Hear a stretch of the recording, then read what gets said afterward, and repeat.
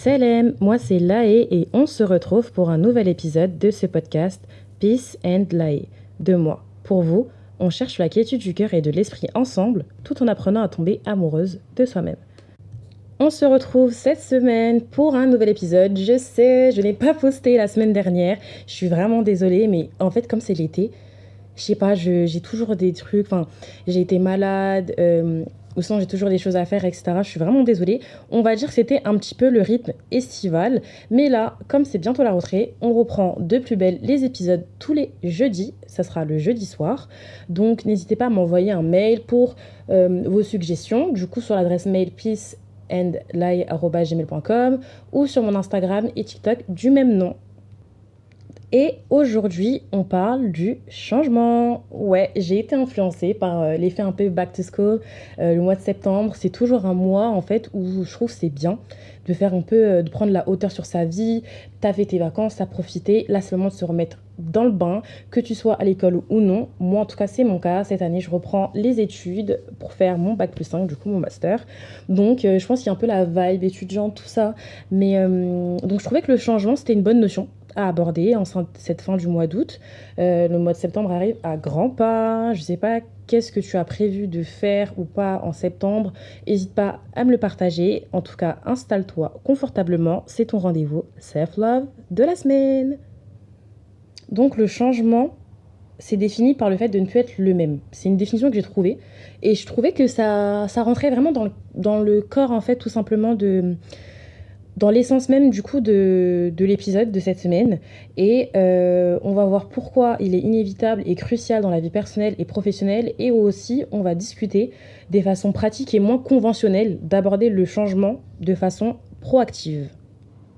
Dans un premier temps, je voulais parler de la nature du changement et de son impact. Donc, il y a différents types de changements. En fait, il y a le changement qui est volontaire, donc choisi, et le changement involontaire, celui qui est imposé par les circonstances. Le changement volontaire, ça va être, tu sais, t'as décidé tout simplement de changer de travail, t'as décidé de déménager, t'as décidé de partir en vacances, de changer de pays, bref, peu importe, c'est quelque chose que tu as choisi, quelque chose que tu as aussi notamment préparé en amont et qui vient à la suite de réflexion, en fait, c'est quelque chose d'assez logique pour toi. Donc, même si c'est quelque chose qui peut être compliqué à vivre, ça reste quelque chose que tu as choisi. C'est quelque chose qui sort, qui est de ton ressort. Tu as le changement involontaire qui, lui, par contre, est imposé par les circonstances. Tes parents divorcent, tu dois choisir avec qui tu dois aménager, ton mari t'a quitté, y a eu un raz-de-marée, t'as plus de maison, enfin bref, voilà, c'est les choses que tu ne peux pas contrôler. Et je trouve que ce type de changement, c'est les plus durs, tout simplement. En fait, je sais pas. D'un côté, parce que même les changements qui sont volontaires, quand tu prends une décision, parfois c'est vraiment dur de se cramponner à cette décision. Et t'as toujours ce truc de est-ce que j'ai fait le bon choix? Est-ce que j'aurais pas dû prendre l'option B? T'as toujours ce doute.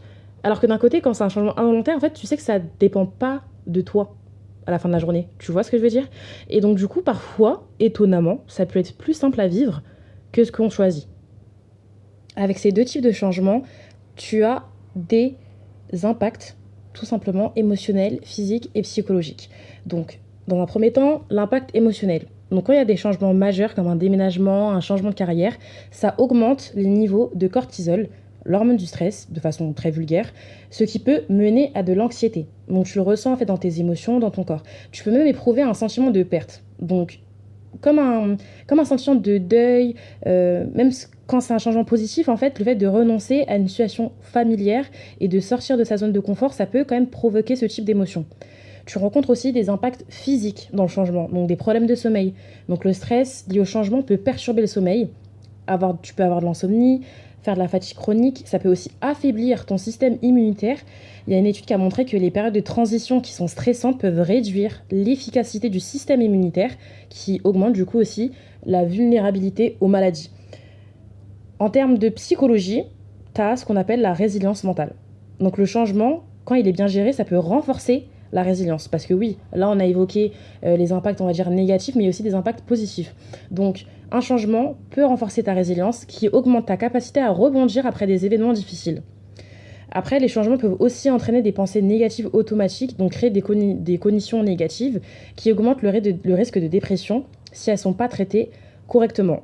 Donc, mine de rien, si par exemple là tu m'écoutes et toi t'es pas quelqu'un qui est vraiment dérangé par le changement, tu vois, Ça, c'est des faits, après, on va dire, généraux, bien évidemment, ils sont à ajuster selon chaque personne, mais quand même, tu vois, c'est le fruit, du coup, de nombreuses études, de recherches scientifiques qui ont été menées sur la thématique, tu vois. C'est pas à prendre à la légère. Donc, c'est OK, en fait, si là, actuellement, tu es dans une période de transition, de changement, et que tu te retrouves, du coup, dans ces différents symptômes, t'en fais pas, c'est normal. En termes d'impact positif, il y a l'augmentation du bonheur. En fait, un changement qui est souhaité, donc volontaire, ça peut te libérer de la dopamine. Du coup, c'est une hormone qui est associée au bonheur et ça va augmenter ton bonheur, ta motivation. Ça peut aussi augmenter ta satisfaction personnelle. En fait, réaliser un changement même qui est difficile, comme atteindre un objectif de santé, une perte de poids, ça peut augmenter ta satisfaction personnelle et l'estime de toi-même. Au niveau physique, avoir un changement, par exemple une nouvelle routine à la salle, améliorer ta condition physique, bah, ça peut réduire ta tension artérielle et améliorer ta forme cardiovasculaire. Tu peux aussi avoir des gains d'énergie. Par exemple, tu vois, genre, moi, je sais que généralement, quand j'ai un changement qui est positif, que je vis bien, un truc qui est choisi, qui est voulu, tu vois, et bah, je vais être de super humeur, ça peut réduire mon stress, et en fait, tout simplement avoir une meilleure qualité de vie.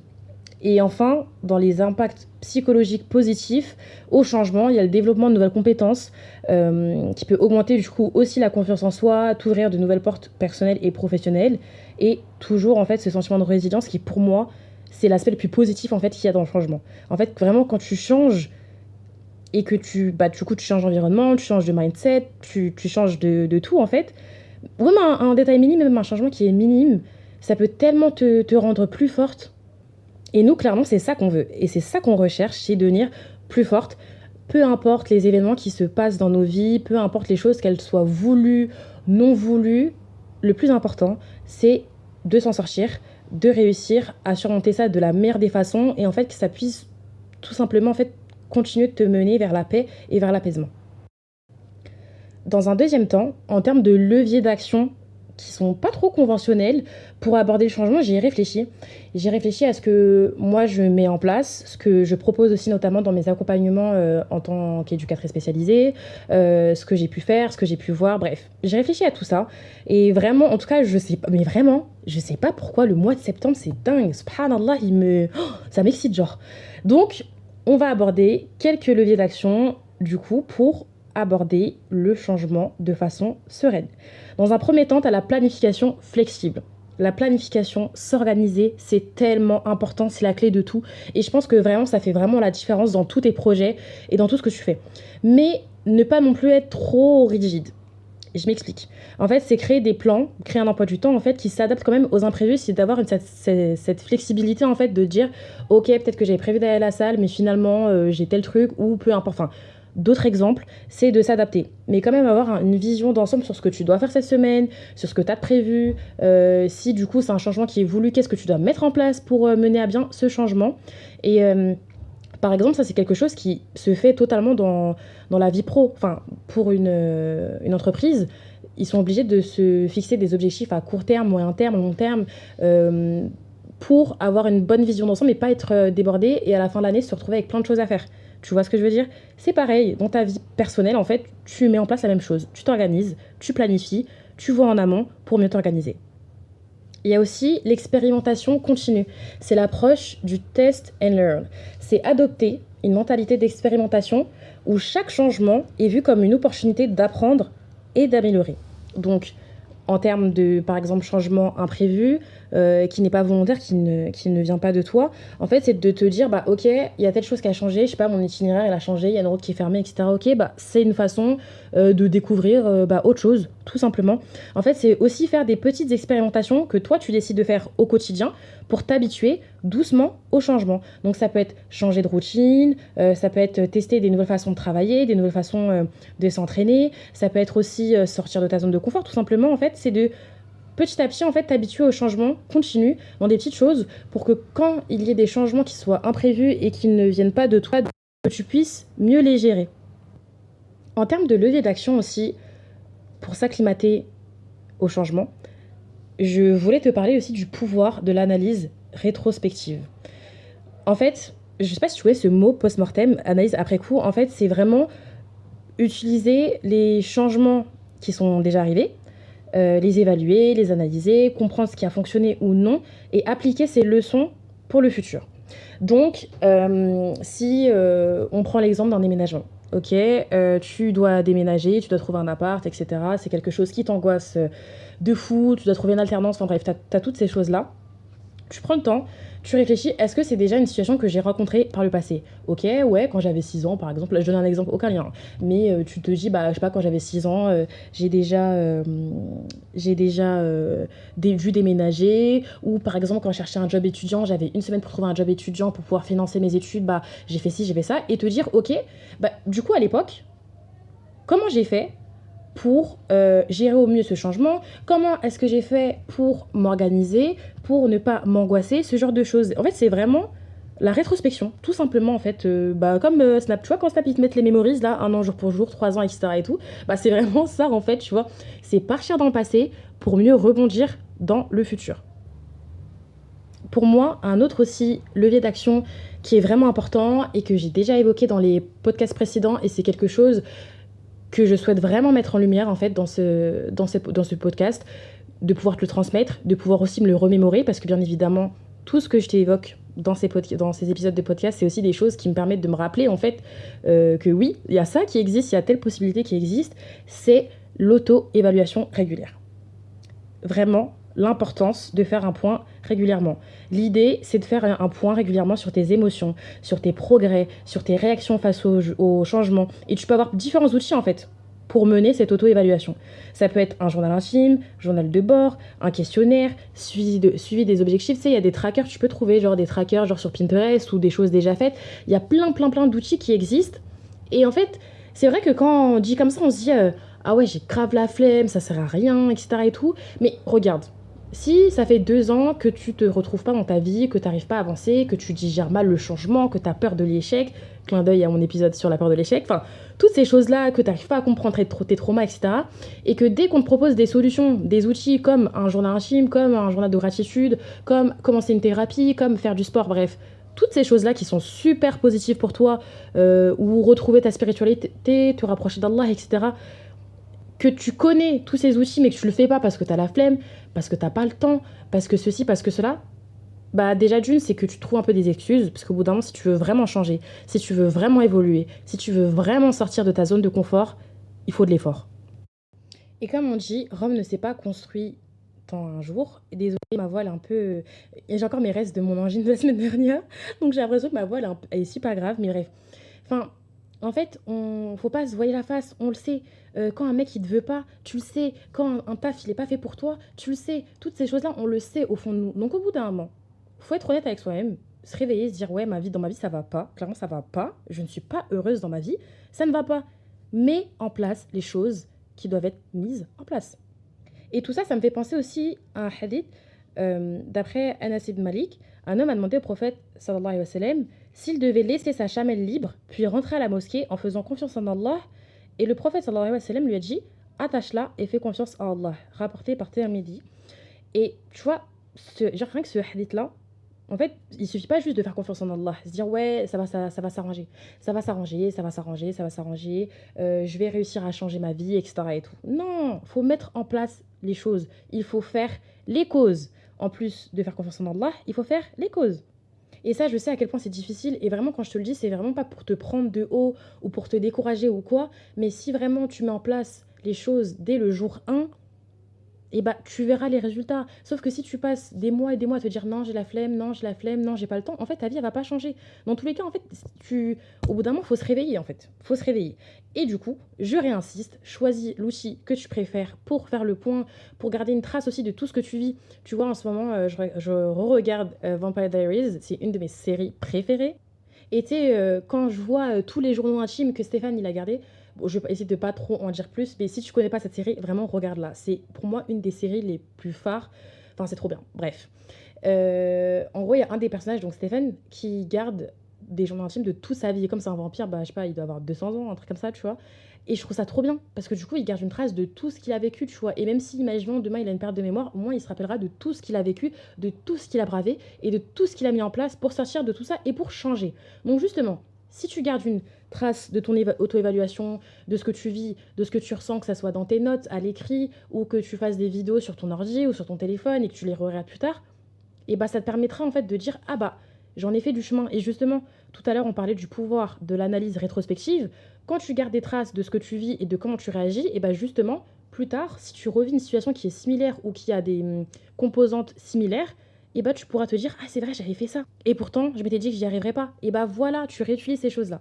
Donc là c'est bon, j'ai fini de te gronder. On peut passer du coup à la troisième partie de cet épisode. L'importance de transformer le changement en opportunité. Oui, oui, oui, parce que du coup, on a parlé du changement voulu, involontaire, tout ça, des moyens d'action, de l'impact que le changement peut avoir émotionnellement, physiquement, psychologiquement, tout ça. Mais du coup, si on doit parler des changements qui sont voulus et positifs, en vrai, ok, t'as voulu changer, c'est bien, t'as réussi, très bien. Mais là, on va plus aborder du coup le changement involontaire et comment le transformer tout simplement en opportunité. Donc, en fait, c'est utiliser les moments de changement pour se réinventer, pour acquérir de nouvelles compétences et d'explorer de nouvelles directions. Je m'explique. Il y a eu une évolution dans ta fiche de poste sur ton travail, t'étais pas prête à changer, t'avais pas envie de changer, ou tu... Voilà, on va prendre l'exemple de la carrière professionnelle.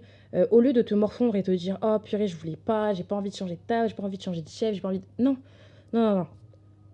Concentre-toi, comment est-ce que tu peux rendre ce changement, du coup, enfin, le retourner en ta faveur, tout simplement, et que ça puisse être quelque chose de bien pour toi. Je suppose que tu connais J.K. Rowling, du coup, la personne qui, enfin, l'auteur de la saga Harry Potter. Et en fait, avant de devenir célèbre, elle a été licenciée de son emploi secrétaire et elle a traversé un divorce difficile. Elle s'est retrouvée sans emploi, avec une fille à charge et vivant de l'aide sociale. Et en fait, cette période difficile lui a permis de se concentrer sur son rêve d'écrire. Elle a commencé à écrire Harry Potter dans des cafés et a transformé en fait tout simplement sa situation en une opportunité de créer une des meilleures franchises littéraires les plus populaires de tous les temps. Tu peux aussi avoir d'autres exemples, comme par exemple Steve Jobs, justement. En 1985, Steve Jobs a été licencié d'Apple. Du coup, c'était l'entreprise qu'il avait cofondée et ça a eu un choc dans sa vie personnelle et professionnelle. Et au lieu de s'abattre, il a fondé Next. Donc, c'était une entreprise de technologie et il a investi dans l'entreprise Pixar. Et son travail chez Next a finalement conduit à son retour chez Apple, où il a pu introduire des innovations comme l'iPhone, l'iPod, et ça lui a aussi permis de redéfinir l'industrie de la technologie. Autre exemple aussi, on a Elizabeth Gilbert qui a écrit le livre Eat, Pray, Love, et après le succès de ce livre, en fait, elle a traversé un divorce qui était super difficile. Et ça lui a permis, en fait, d'explorer des thèmes de la résilience, de l'amour sur d'autres perspectives. Et elle a écrit d'autres best-sellers qui ont continué à inspirer des millions de lecteurs, en fait, à travers le monde. Et même ce livre, du coup, Eat, Pray, Love, je ne l'ai pas lu, mais j'ai vu le film avec, du coup, Julia Roberts. C'est un de mes films préférés. Je te le recommande vivement. Donc, tu vois, ces trois exemples, c'est des personnes qui ont subi un changement qui n'était pas voulu, qui n'était pas de leur ressort et qui ont investi en fait et ont trouvé une façon de le transformer en opportunité. À toi de jouer. Même si sur le moment ça peut être super difficile et tu ne vois pas comment tu peux le faire, il y a toujours des solutions. La résilience, ma belle. La résilience. Et il y a aussi l'importance pour moi du cercle social, du soutien social en fait dans la gestion du changement.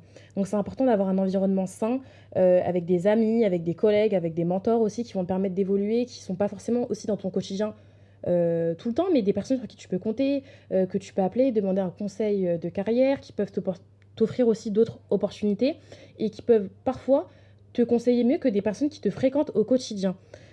Donc, l'objectif, c'est que quand tu as un changement qui est involontaire dans ta carrière pro ou peu importe, tu vois, c'est vraiment d'essayer de trouver une solution. Comment est-ce que tu peux régler ce problème et le transformer en opportunité. Donc, j'ai aussi pensé à quelques questions que tu peux te poser à toi-même en fait pour, on va dire, te réaligner en fait avec ce que tu veux, avec le changement. Et je me suis inspirée de la newsletter de Beija. C'est une youtubeuse américaine, je l'aime trop, trop, trop. Si tu comprends l'anglais, je vais te mettre le lien de sa chaîne YouTube en barre d'infos, enfin en barre d'infos de l'épisode. Mais incroyable, genre vraiment, vraiment, vraiment. Donc elle a évoqué plusieurs choses dans sa newsletter, donc plusieurs questions que je vais te poser. Soit tu peux y répondre à l'oral de ton côté, tu mets pause, tu réponds, tu vois un peu, ou tu peux noter. En tout cas, je trouve que c'est des très bonnes questions pour un peu reprogrammer tout ça et voir où est-ce que tu en es avec ton envie de changement. Donc la première question, c'est qu'est-ce que tu as besoin d'abandonner maintenant pour avoir la vie et le changement que tu veux vraiment. Donc vraiment réfléchis en fait aux aspects de ta vie actuelle qui te retiennent, quelles sont les habitudes, les croyances, les relations qui ne te servent plus et qui sont nécessaires en fait pour aller de l'avant. Deuxième question, quels sont les attachements et les croyances qui t'empêchent d'acquérir, de changer en fait, tout simplement. Donc considère que euh, ce que tu crois là actuellement, les attachements que tu as, l'énergie que tu mets dans quelque chose peut peut-être t'empêcher d'avancer et de changer. Essaye de faire un peu le tri, de voir qu'est-ce qui t'empêche justement de changer. Troisième question, euh, comment est-ce que tu peux utiliser ton environnement actuel comme un outil pour changer? Je pense que la question suffit à elle-même. Je crois qu'on a la quatrième question, ouais. Quatrième question, quelles sont les petites actions que tu peux mettre en place dès maintenant pour incarner la version euh, qui a déjà changé de toi-même? En gros, la meilleure version de toi-même. Qu'est-ce que tu peux faire maintenant pour devenir la meilleure version de toi-même? Euh, quel est aussi comme cinquième question, quel est ton point de vue actuel sur ta situation dans ton cheminement? Où est-ce que tu en es? Quelle est ta perspective de la situation actuelle dans le cheminement qu'on a entamé, toi et moi, de l'acquisition de la paix et tout simplement d'être bien dans sa vie? Et dernière question, quelles leçons ou bénéfices, pardon, je commence à bugger, bénéfices tu peux tirer euh, de ta vie actuellement, des circonstances que tu vis actuellement? Réfléchis à ce que ta situation actuelle peut t'apprendre et essaye de voir comment tu peux les utiliser pour changer. On arrive au terme de cet épisode que j'ai vraiment aimé enregistrer. C'est une notion que je voulais aborder avec toi depuis un certain temps. J'espère que les opinions, les points de vue, les faits, les statistiques, les études, les leviers d'action qu'on a pu évoquer aujourd'hui pourront résonner en toi, que ça te sera utile, que tu pourras mettre en place plus de planification, que tu pourras faire de la rétrospective, une auto-évaluation. Et je t'encourage vraiment à voir le changement, pas comme une menace, mais vraiment comme une opportunité de croissance et d'apprentissage. Et vraiment, profite de chaque instant de ton cheminement. Si là, c'est un peu une phase qui est trouble et que du coup, tu as besoin de changement, accueille-le les bras ouverts, même si tu sais pas de quoi demain est fait, tu sais pas ce qu'Allah te réserve. Mais je t'encourage aussi à suivre le hadith que j'ai cité sur le fait d'attacher ta monture et de placer ta confiance en Allah. Fais les causes et fais confiance en Allah. Et je t'encourage cette semaine aussi, du coup, à réfléchir autour des différentes questions que je t'ai évoquées là à la fin de cet épisode, que tu puisses prendre le temps d'y réfléchir et de choisir aussi un changement qui est arrivé récemment dans ta vie ou que tu anticipes qui va arriver et comment est-ce que tu as pu bien le gérer ou comment est-ce que tu comptes le gérer. Donc si tu veux partager ta pensée avec moi, tu peux m'envoyer un mail sur mon adresse mail peaceandlight@gmail.com ou sur Instagram ou TikTok du même nom. Sachez que vraiment, je lis tous vos messages et je vous réponds à toutes. Et ça me fait tellement plaisir quand je vois un de vos messages. Vraiment, ça me touche énormément. Donc voilà, n'hésite pas à laisser 5 étoiles sur Apple Podcast ainsi qu'un commentaire. Euh, voilà. Je te souhaite de passer une excellente semaine. On se retrouve, Inch'Allah, jeudi soir prochain pour le premier épisode du mois de septembre. Donc, qu'Allah te facilite cette rentrée, que tu sois étudiante ou non, qu'Allah te permette d'acquérir du changement dans ta vie, qu'il soit voulu ou non. Je te souhaite que des choses positives pour cette rentrée et je te dis à la semaine prochaine. Salam!